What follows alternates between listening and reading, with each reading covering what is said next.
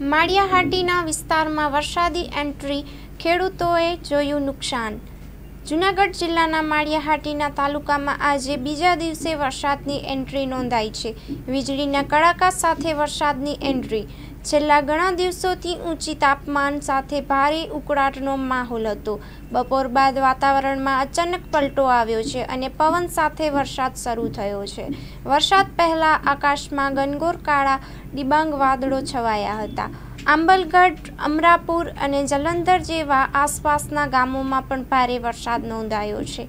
ભારે વરસાદના કારણે ખેતરોમાં ઊભા મોલને નુકસાન, ખાસ કરીને કેરી, મગ, તલ અને બાજરી જેવી ખેતીના પાકમાં નુકસાની થઈ છે।